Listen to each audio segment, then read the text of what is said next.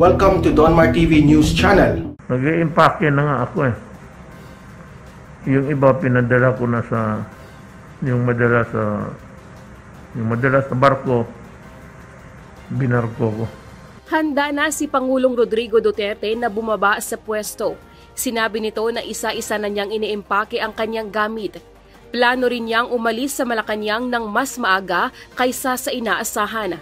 Ayon sa Pangulo, magpupunta na lang siya sa Malacanang araw-araw upang gampanan ang kanyang trabaho. Nag-i-impake na po ako. A little over 3 months, yung excess wala na yun. So I should be out by March. Hindi ko na paabutin ng Abril. Hindi na matutulog rin dito. Kung saan ako dalhin ng Panginoong Diyos, mag-practice na ako tulog doon. Magpunta na lang ako dito for the day-to-day trabaho. What's left of the things that we have to work on. Samantala, sinabi rin ng Pangulo na wala siyang susuportahan na presidential aspirant sa ngayon. Ito ay bagamat may mga lumapit at kumausap umano sa kanya para makakuha ng endorsement. Almost all of the candidates in one way or the other communicated to me na makipag-usap, hingi ng suporta. I may, in the end, if I see that it would be my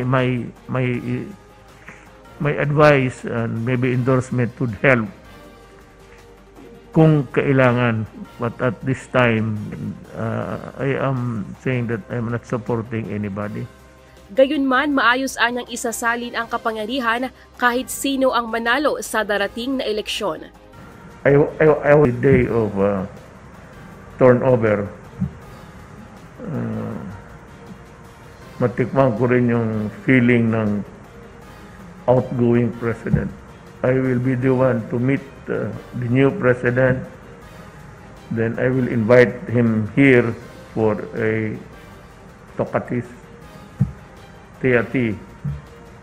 Ferdinand Bongbong Marcos Jr. and his running mate Davao City Mayor Sara Duterte Carpio started on their campaign trail with their proclamation rally at the Philippine Arena in Bulacan. Presidential aspirant Ferdinand Bongbong Marcos and running mate Davao City Mayor Sara Duterte Carpio presented their platform to thousands of Filipinos at the Philippine Arena in Bulacan during their proclamation rally. Lakas CMD President and House Majority Leader Martin Romualdez officially proclaimed Mayor Duterte as their VP candidate, while Partido Federal ng Pilipinas President Governor Jun Tamayo proclaimed Marcos Jr. as their presidential candidate. In her speech, Inday Sara presented her 3 priority programs. Ang gusto nating lahat, trabaho at hanap buhay para sa karamihan. Kalidad na edukasyon para sa mga kabataan. At mapayapang pamumuhay. 3 lang. Pero hindi ito madali. Meanwhile, Marcos will push for national unity. Hindi naman siguro katakataka ito. Dahil nasa puso, nasa ugali ng Pilipino ang maging mabait. Hindi naman tayo palaaway. Hindi naman tayo naghahanap ng gulo. Ang hanap lang natin ay magkaroon ng disenteng buhay para sa ating sarili, para sa ating pamilya, para sa ating bansa. Also, the senatorial slate of the BBM Sara Unity Team are present in the campaign kick-off. Former President Gloria Macapagal Arroyo is also present in the event. The event was a pre-ticketed program and live stream in Facebook page of Unity BBM Sara drew thousands of supporters to the arena in Bulacan Province despite the raging COVID-19 pandemic.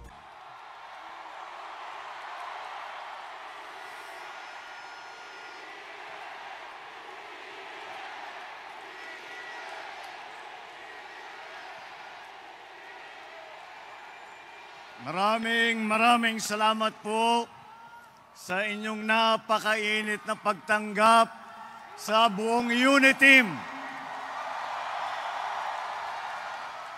Ngunit bago po ang lahat, nais kong sabihin na ako po ay ang pinakamapalad na presidential candidate dito sa halalang ito.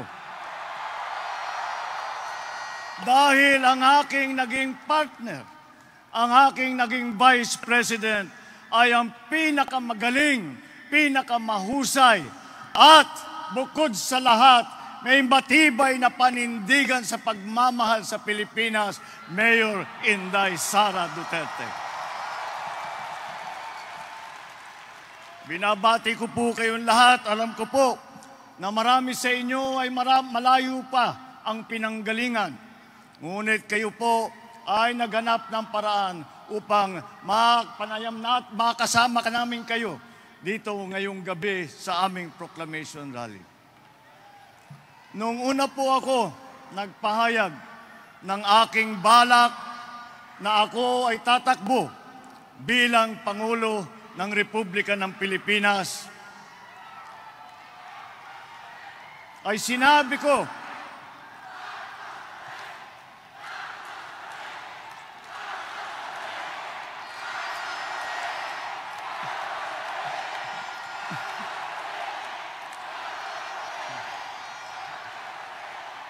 nung una ako nagpahayag na ako'y tatakbo bilang Pangulo ng Republika ng Pilipinas, ay sinabi ko na ako'y tatakbo dahil ang aking layunin, ang aking pangarap para sa ating bansa ay ipagkaisa muli ang sambayanang Pilipino.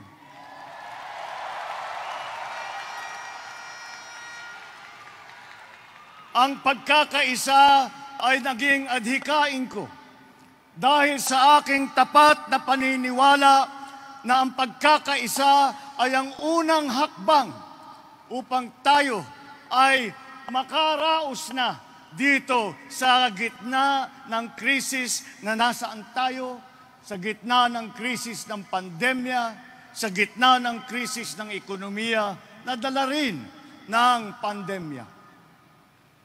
Kung pag-aaralan po natin ang kasaysayan ng Pilipinas, lahat po ng nangyari sa atin, lahat ng kahirapan na dumating, lahat ng sakuna na inabutan ng ating mahal na bansang Pilipinas, tayo po ay nakaraos lamang dahil tayo'y nagkaisa. Hinarap natin lahat ng kahirapan. Hinarap natin lahat ng sakuna, hinarap natin lahat ng krisis na isang buong loob, isang Pilipinas na nagkakaisa, na nagmamahalan, na nagtutulungan.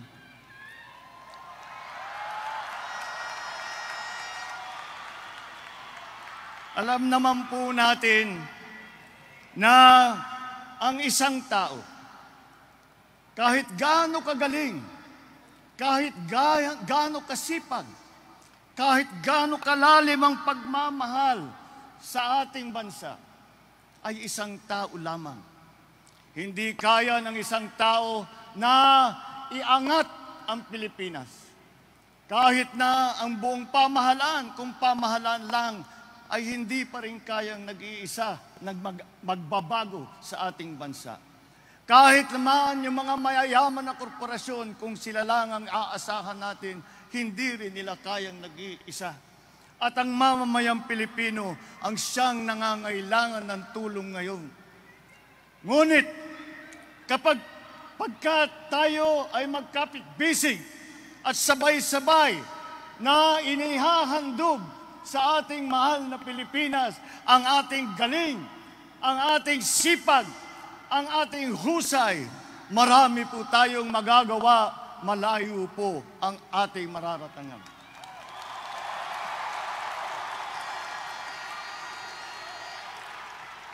Kaya naman po,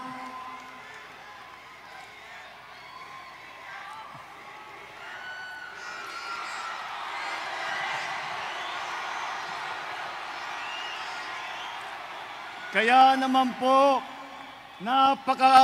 napakagandang halimbawa ang tambalan ng Marcos Duterte. Dahil po, kung ang isang tiga-Norte at ang isang tiga-Mindanao na magkabilang dako ng Pilipinas ay kayang magsama at magkaisa, sa aking palagay naman, kaya natin ipagkaisa ang buong Pilipinas.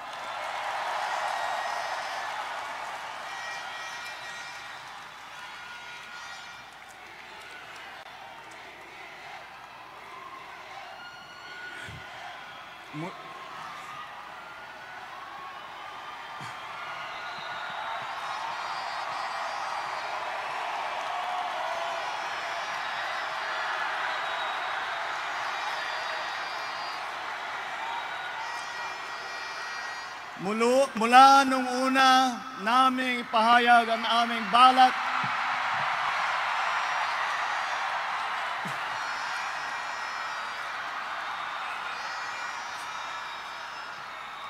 mula nang aming inihayag ni Inday Sara ang aming balak na tumakbo bilang presidente at vice-presidente, kami po ay umiikot sa buong Pilipinas at aming isinisigaw at aming ibinabalita sa ating mga kababayan ang mensahe ng pagkakaisa. Ang mensahe ng pagkakaisa na tinatanggap ng mainit ng ating mga kababayan. Hindi naman siguro kataka-taka ito dahil nasa puso, nasa ugali ng Pilipino ang maging mabait. Hindi naman tayo palaaway. Hindi naman tayo naghahanap ng gulo.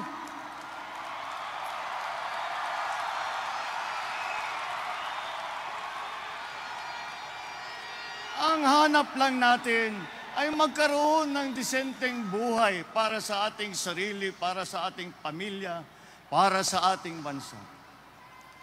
At sa pag-iikot natin ay nakita natin na mainit ang pagtanggap ng taong bayan sa mensahe ng pagkakaisa.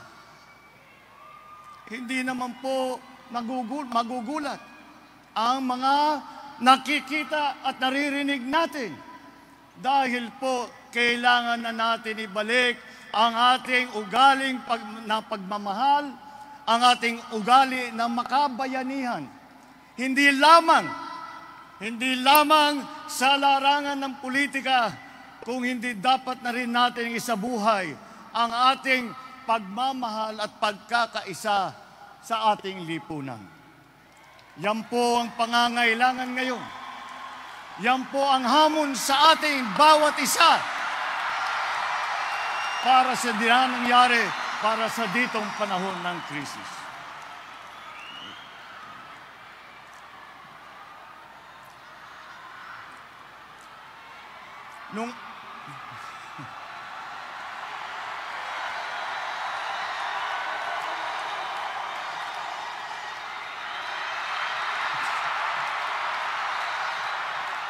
Sa aming pag-iikot, sa aming pagdadala ng mensahe ng pagkakaisa, ay dahang-dahang naririnig natin mula sa taong bayan ang sagot sa mensahe natin. Nagsimula po ito sa parang bulong lamang na halos hindi mo pa marinig. Ngunit habang tumatagal ang panahon, ang tinig ng boses ng Pilipino ay palakas ng palakas hanggang ito ay nagiging sigaw ng pagkakaisa. At ang sigaw ng ating kababayan, kasama kami sa pagkakaisa. Kasama kami sa kaunlaran. Kasama kami sa pagpaganda ng buhay ng bawat Pilipino. Kasama kami sa pagpaganda ng Pilipinas.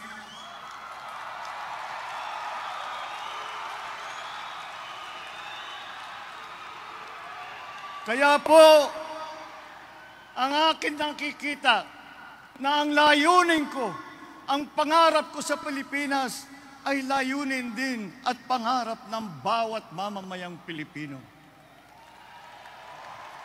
Kaya't ang aking sinimulan na isang adhikain ay nagkaroon na tayo na tinatawag na kilusan ng pagkakaisa. Ang kilusan na pinagsasama natin lahat ng Pilipino. Pinagbubuklod-buklod natin ang galing at kakayahan ng lahat ng Pilipino para sa Pilipino.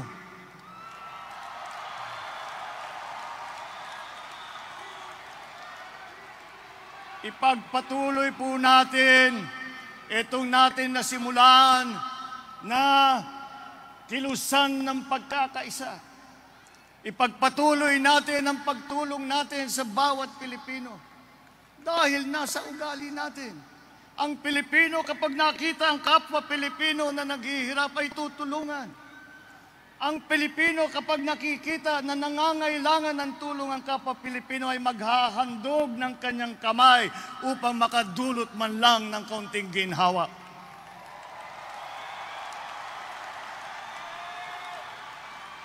Ito ang nasa puso ng bawat Pilipino. Kaya't ipagpatuloy natin itong kilusan ng pagkakaisa. Dumadami na tayo, sama-sama na po tayong nagkikita, nagkakasundo. At kahit na hindi tayo magkasundo sa lahat ng bagay, siguro naman mapagsunduan natin na tayo mahal natin ang Pilipino, mahal natin ang Pilipinas.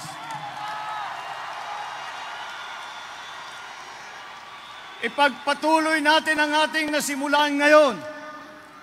Nang sa ganun, ang Pilipinas ay pararatingin natin hindi sa ating pinanggalingan, kung hindi ay papasikatin pa natin ang ating mahal na Pilipinas. Para tayo ay haharap sa buong mundo at sasabihin muli natin at isisigaw natin sa kanilang lahat, ako ay Pilipino, taas noo kahit kanino.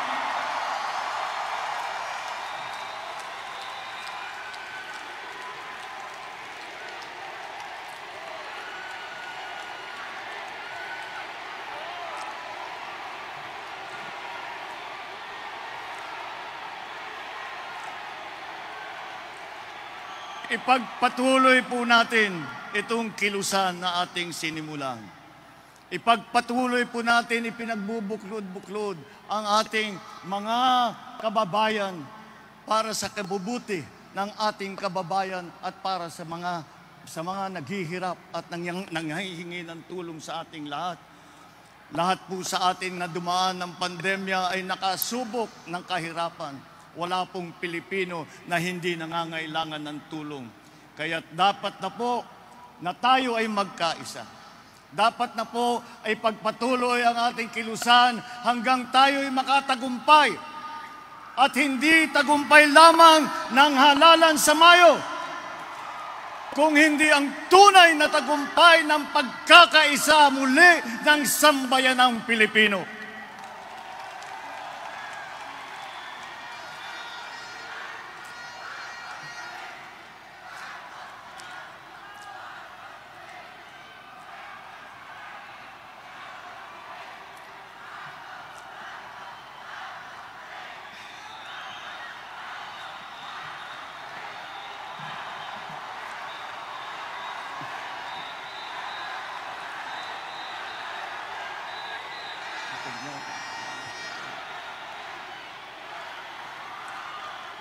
At kapag nakamtan natin itong tagumpay ng pagkakaisa,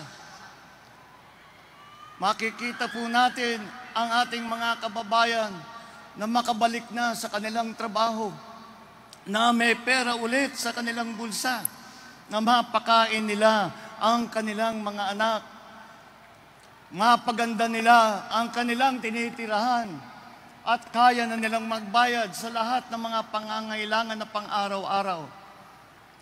At bukod sa lahat, na makapagbigay tayo ng pag-asa sa bawat isa na ang ating magiging kinabukasan ay mas maganda sa ating pinanggalingan.